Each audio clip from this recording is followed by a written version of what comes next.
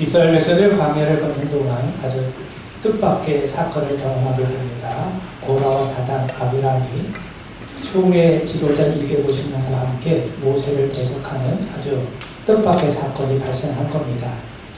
그들이 모세와 아론을 비방하는 일어선 이유가 뭐냐면 자기들도 하나님께 택함을 받았는데 왜 모세와 아론만이 우리들 위에 군림하느냐는 거죠. 그래서 모세를 향해서 고라와 그 일당들이 쿠데타를 일으키게 된 겁니다.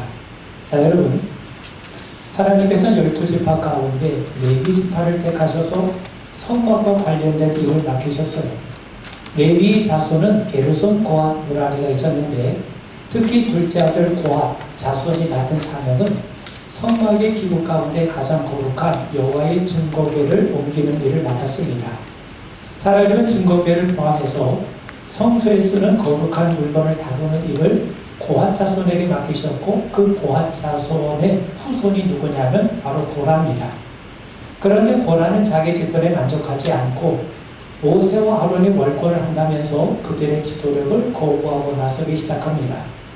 고라는 두 가지 불만을 제기해요. 고라는 비록 레위 지파였지만 제사장이 될 수는 없었습니다. 왜냐하면 제사장은 아론과 그의 자손들만이 될 수 있었기 때문이죠. 그러니까 고라는 아무리 똑똑하고 재능이 있어도 여호와의 증거궤 성소에 쓰는 성구만을 다룰 수 있을 뿐 제사를 직접 집례할 수는 없습니다. 그런데 이게 불만이었던 거죠. 그리고 고라는 자신도 이스라엘의 최고 지도자가 되고 싶었던 겁니다. 지금 그들의 최고 지도자는 누굽니까? 모세입니다. 그럼에도 고라는 자기도 명실상부 최고 지도자가 되고 싶었고 더 나아가 제사장으로서 백성들을 위해 물법을 가르치고 싶었던 거죠. 그래서 고라는 불만에 찬 루벤 지파 사람들을 동족 세력으로 삼아서 모세와 아론에 대해서 반역을 꿈꾸게 되었던 겁니다. 자, 그렇다면 왜 루벤 지파 사람들은 고라의 반역에 동조했을까? 여러분, 원래 야곱의 첫째 아들은 루벤입니다. 이스라엘의 장자는 루벤이죠. 그런데 그는 아버지의 첫 비라와 통정 사건으로 인해서 장자의 지위에서 밀려나고 대신 유다 지파와 에브라임 지파가 실질적으로 장자의 역할을 맡고 있어요. 그러니까 루벤 지파 역시 이스라엘 내에서 장자의 지위를 회복하고 싶은 그런 마음이 있었을 겁니다. 그렇기 때문에 그들은 쉽게 고라의 반역에 동조할 수 있었던 겁니다. 여러분, 고라의 무리끼리 내세운 건 모세가 너무나도 월권하고 있다는 거죠. 모세가 너무 독단적이라는 겁니다. 이스라엘 모든 백성이 다 하나님께 구별된 선택받은 백성 아닙니까? 모든 백성이 하나님과 언약을 맺고 모든 백성이 하나님의 백성인데 왜 모세만 특별한 위치에 서야 하느냐는 거죠. 그리고 여러분, 백성의 총회에서 결정한 것이 중요하지 않겠습니까? 그것이 바로 백성들의 민의고 바로 백성들의 뜻이기 때문이죠. 그런데 왜 모세는 하나님 말씀을 운운하면서 백성들의 요구보다 하나님의 뜻을 앞세우고 총회 위에 서려고 하느냐? 이게 불만이었던 거죠.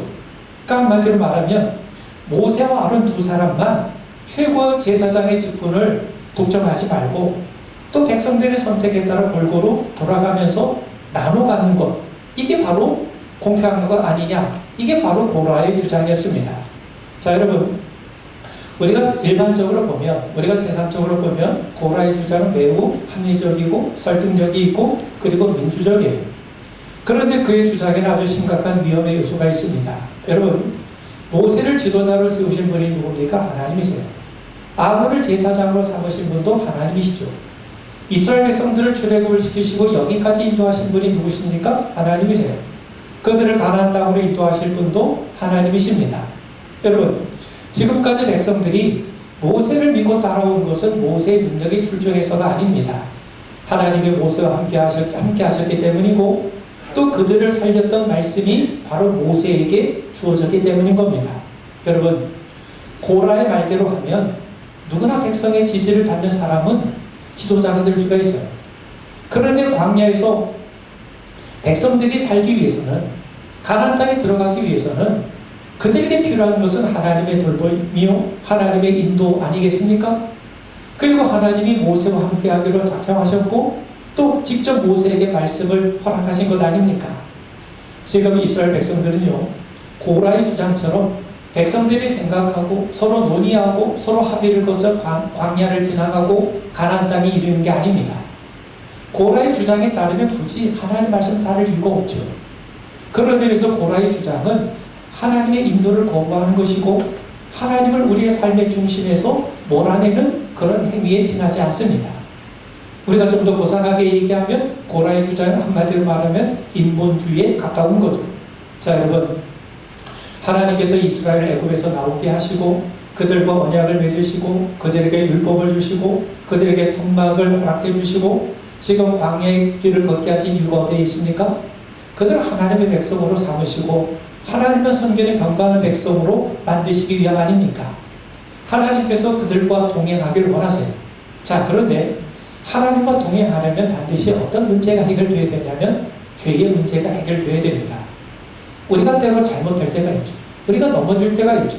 우리가 죄를 지을 때가 있지 않습니까? 우리가 율법을 어길 때가 있지 않습니까? 그러면 우리가 하나님과 동행하기가 어려워요. 그럴 때마다 죄의 문제를 처리하고 용서를 받아야 됩니다. 자, 여러분, 사람의 관계도 마찬가지 아닙니까? 우리가 잘못하면 서로 관계가 이어서 가기가 어려워요. 누군가가 잘못하면 그 잘못한 문제를 우리가 처리해야 되는 것 아닙니까? 그래 관계가 이어질 수가 있는 거죠. 자, 마찬가지입니다. 우리가 하나님과 동행하기 위해서는 우리가 죄의 문제를 해결해야 돼요. 그럴 때마다 죄의 문제를 처리해야 되고 용서를 받아야 됩니다.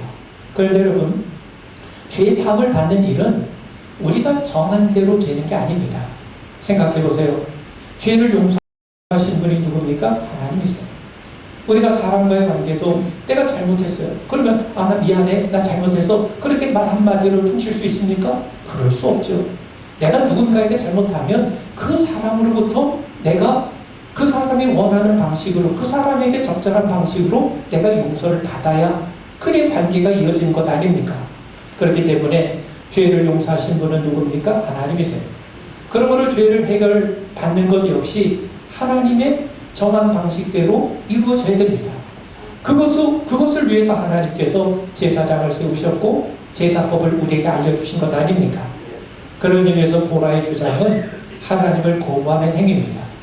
그는 하나님 말씀보다 백성의 결정이 더 중요하다고 더 권위가 있다고 주장하고 있어요. 인간이 결정으로 우리가 뜻을 모으고 우리가 정하기만 하면 얼마든지 우리가 하나님의 뜻을 대신할 수 있다고 여기는 것이 바로 이 고라의 주장입니다. 자, 그렇다면 왜 고라는 하나님을 거부합니까? 여러분 생각해 보세요.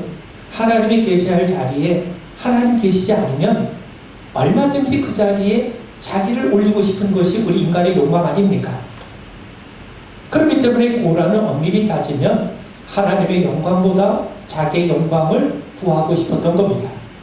하나님을 섬기는 것보다 우리가 하나님을 겸손하게 섬기는 것보다 늘 사단이 끊임없이 우리에게 요구하는 것처럼 천하만국의 영광을 갖고 싶었던 거예요. 좀 더 구체적으로 말씀을 드리면 사람은 모름지기 누구나 성공하고 싶은 욕망에 사로잡히게 되지 않겠습니까? 고라도 자신이 이스라엘 공동체 안에서 최고의 성공, 가장 높은 지위를 누리고 싶었던 거죠. 여러분, 모세와 아론의 권위가 누구에게서 나옵니까? 하나님에게서 나와요. 그렇기 때문에 하나님만 걷어내면, 하나님은 그 자리에 없으면 모세와 아론의 권위는 실주가 될 것이고 얼마든지 자기도 백성들의 마음을 얻어서 그 모세의 자리에 오를 수 있다는 것 아닙니까? 이게 고라가 추구했던 거죠. 자, 여러분, 예전에 성공시대라고 하는 프로그램이 있지 않았습니까? 여기에 출연한 사람들은 대개 사회 각 분야에서 성공한 사람들이에요. 사람들은 그들의 성공 사례를 보면서 부러워하기도 하고 한편은 용기와 또 희망을 갖기도 했죠. 반면 사회 각계각층에서 성공한 사람들의 목소리만 대변하는 그런 프로그램이라고 하는 비판도 적지 않게 받았습니다. 자, 그런데 성공했음에도 불구하고 이 방송에 출연을 완강하게 거부한 사람이 있어요. 그 사람이 누구냐면 소설가 이문열 씨입니다. 그가 방송 출연을 거부하게 된 이유를 말하고 있는데 생각해보세요. 여러분, 사업하는 사람이 돈을 많이 벌었다면 그 사람 분명히 성공한 것이 맞죠. 운동한 선수가 1등을 하고 금메달을 따면 그건 분명히 성공한 것이 맞습니다. 과학자가 논문을 발표해서 사회적인 공헌을 했다는 그건 분명히 성공한 것이 분명합니다. 그런데 알다시피 자기는 작가라는 거예요. 작가에게 성공이라고 하는 것은 정말 자기가 쓰고 싶은 작품을 쓰는 것이 성공인데, 자기는 베스트셀러 작가로서 돈은 많이 벌었지만 아직까지 자기가 쓰고 싶은 작품을 써보지 못했기 때문에 자기는 성공한 작가라고 말할 수 없다는 겁니다. 그래서 그는 성공시대에 출연할 수 없다는 거죠. 자, 여러분, 예수님이 십자가를 눈앞에 두고 계심에도 제자들은 서로 누가 크냐며 논쟁하고 있지 않습니까? 서로 높은 자리를 탐하고 있습니다. 주님의 나라가 임하면 누가 예수님의 오른편에 앉을 건가, 왼편에 앉을 건가, 거기에 관심을 모으고 있습니다. 그때 예수님의 제자들에게 뭐라고 말씀합니까? 누구든지 크고 작거든 남을 섬기라는 거예요.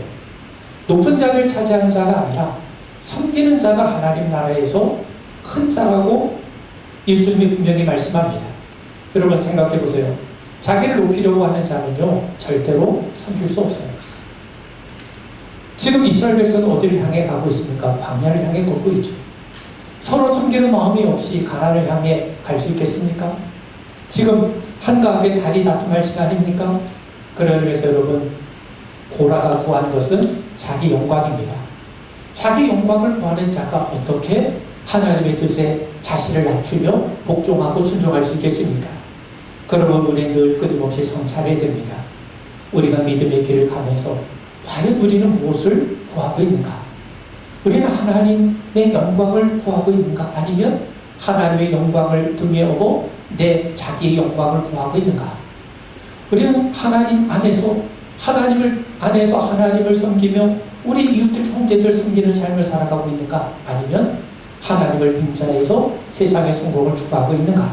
자, 모세는 반역에 참여한 고라와 그 무리들에게 각자의 향로를 불에 담아 가지고 오라고 해요. 하나님 앞에서 과연 누가 옳은지 확인해 보자는 겁니다. 하나님께서 판단하실 거라는 겁니다. 그리고 아론에게도 향로의 불을 담아서 휘방문 앞에 서게 만듭니다. 그리고 모세가 외치죠. 하나님께서 이 일을 판단하실 거라는 거예요. 하나님께서 평범한 방식이 아니라 특별한 방식으로 고라와 그의 무리들을 심판하실 거라는 겁니다. 만약 땅이 갈라져서 고라와 무리들을 삼키면 이 일은 분명히 하나님께서 심판하신 것임을 분명히 알라는 겁니다. 그런데 모세 말이 떨어지자마자 땅이 갈라져서 고라와 그 무리 250명을 삼키는 일이 발생합니다. 모세를 대적했고 더 나아가 모세를 세우신 하나님을 대적했던 그 고라의 무리들은 단 한 명도 살아남지 못하고 모두 하나님의 심판을 받게 되죠. 그렇게 고라의 반역은 마무리됩니다. 자, 그러자 그 무서운 심판의 광경을 바라본 백성들이 두려운 마음으로 하나님 앞에 회개한 것이 아니라 오히려 모세와 아론을 향해 원망을 거침없이 쏟아내기 시작합니다. 모세와 아론이 애꿎은 우리의 형제들, 하나님의 백성들을 죽였다고 난리를 치게 되는 거죠. 그들의 이런 행동은요, 하나님의 심판이 잘못되었다고 주장하는 것 아니겠습니까? 여러분 생각해 보세요. 그들은 지금 하나님의 심판을 봤어요. 하나님이 땅을 갈라서 고라의 무리들을 심판하시는 장면을 눈앞에 보고도 깨닫지 못하고 있습니다. 여러분, 애굽의 바로만 마음이 완악한 것이 아니라 당시 이스라엘 백성들 역시 마음이 완악하기는 마찬가지입니다. 바로는 우리가 아는 것처럼 하나님의 이적을 보고도 믿지 못했잖아요. 깨닫지 못했잖아요. 돌이키지 못하지 않았습니까? 그런데 백성들 역시 하나님의 심판을 보고도 회개하지 않고 있어요. 그건 그만큼 그들의 마음이 강팍해졌다는 것 아니겠습니까? 그래서 그들은 모세와 아론을 죽이려고 달려들게 됩니다. 자, 바로 그때 하나님께서 다시 그들에게 나타나세요. 하나님은 고라의 무리들이 무엇 때문에 죽었는지 봤으면서도 돌이키지 않고 오히려 하나님을 대적하는 백성들에게 하나님이 진노하시고 심판하십니다. 그래서 그들에게 연병을 보내시게 되죠. 연병이 그들에게 임했다는 것은요, 그들에게 하나님의 심판이 임했다는 것 아니겠습니까? 자, 여러분, 초대교회 시절 예수 믿는 사람들은 숱한 핍박과 손해를 감수했어요. 그들은 주변 사람들의 미움을 받고 살았습니다.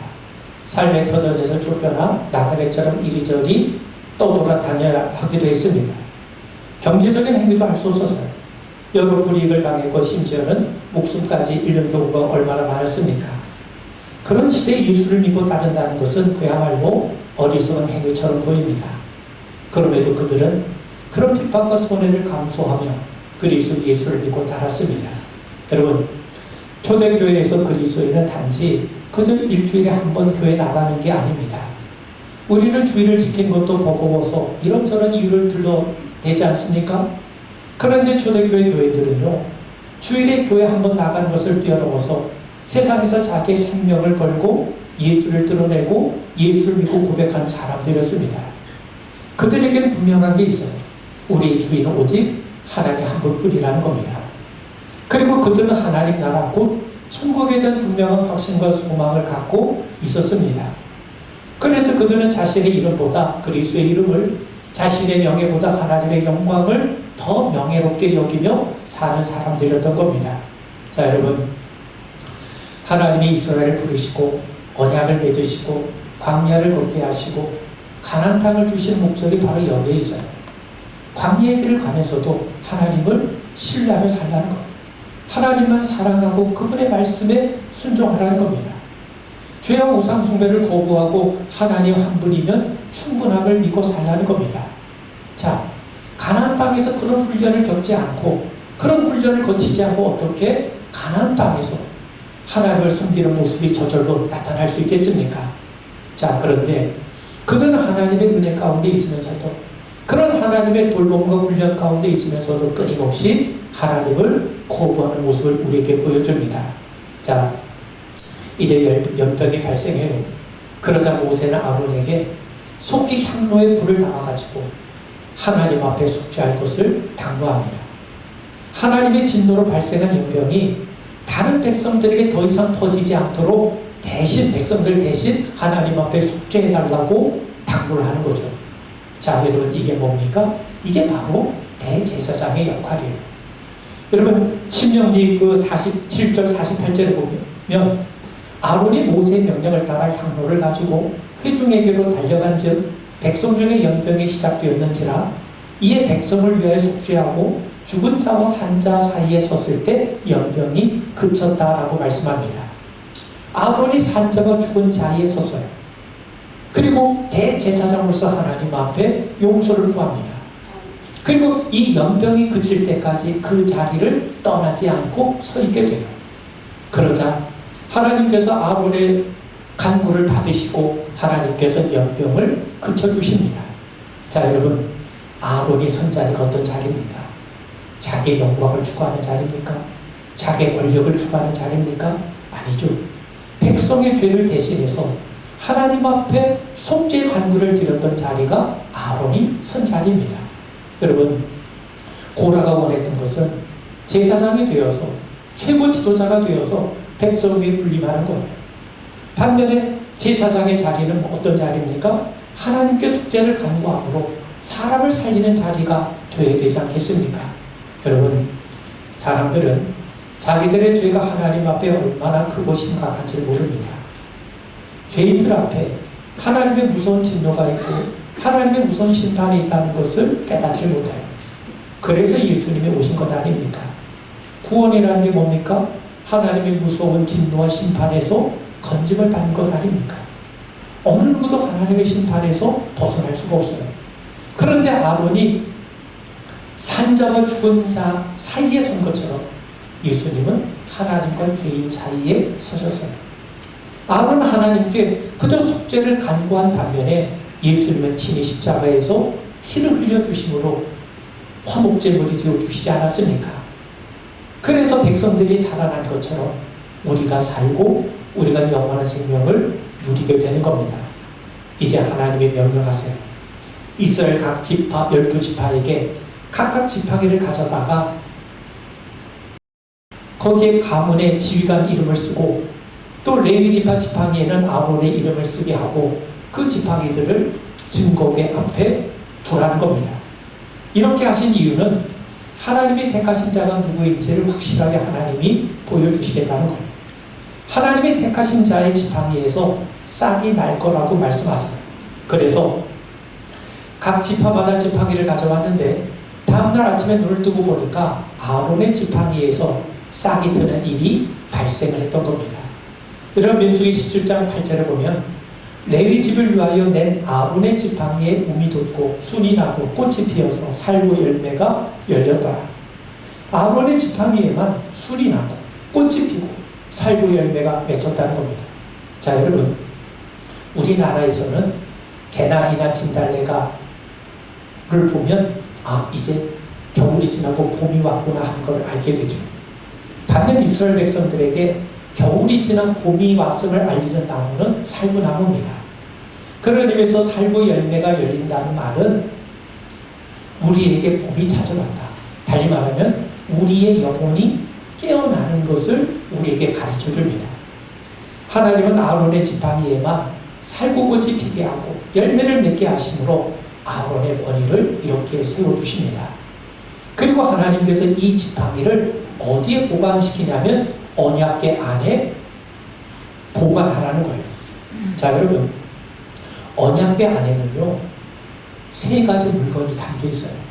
즉 법궤 안에는 3가지 물건이 있는데 십계명의 부돌판이 담겨 있고 또 만나 항아리가 담겨 있고 아론의 쌍난 지팡이가 담겨 있습니다. 그럼 한번 생각해 보세요. 십계명의 두 돌판은 뭘 의미합니까? 모세가 시내산에서 십계명을 받고 내려왔을 때 백성들이 금송아지를 만들고 우상 숭배를 하죠. 그래서 모세가 너무나도 화가 나서 돌판을 던져서 금송아지를 깨뜨리지 않았습니까? 그래서 그 십계명의 돌판이 깨뜨려진 거예요. 깨진 거죠. 그래서 하나님께서 두 번째로 그를 다시 부르셔서 두 돌판에 십계명을 적어서 모세에게 허락해 주십니다. 그러니 언약궤 안에 들어간 것은 첫 번째 십계명 돌판이 아니라 그 첫 번째는 깨지고 두 번째 하나님께서 적어준 두 번째 돌판이 언약궤 안에 들어가 있어요. 그 돌판은 어떤 돌판입니까? 이스라엘 백성들이 우상 숭배했기 때문에 주어진 거예요. 그러므로 언약궤 안에 들어간 돌판은요, 이스라엘 백성들이 하나님 앞에 범죄하고 우상 숭배한 죄를 떠올리게 만드는 그러한 물건인 거죠. 그리고 만나 항아리는요, 그들이 광야에 이르렀을 때 그들이 먹을 양식이 떨어졌다고 원망하지 않습니까? 거기서 한 걸음 더 나아가 우리 애굽으로 다시 돌아가자는 거예요. 애굽으로 다시 돌아가자는 말은 하나님의 인도하심을 거부하는 행위죠. 하나님의 백성됨을 거부하는 거죠. 다시 옛 생활로 돌아가자는 것 아닙니까? 그런 의미에서 만나 항아리는 구원의 은혜를 누리고 있음에도 여전히 애굽의 종을, 우리로 말하면 그리스도 안에 있으면서도 구원받은 백성이라고 하면서도 여전히 옛 생활로 돌아가려는 우리 인간의 죄인된 모습을 기억나게 하고 깨닫게 하는 물건인 겁니다. 아론의 쌍난 지팡이도 마찬가지죠. 하나님이 세우신 권위 질서에 반항한 고라 사건을 잊지 않고 기억하게 하시기 위해서 주어진 것 아닙니까? 여러분, 지금 이스라엘 백성들은 하나님의 언약궤를 앞세우고 그 뒤를 따라가고 있습니다.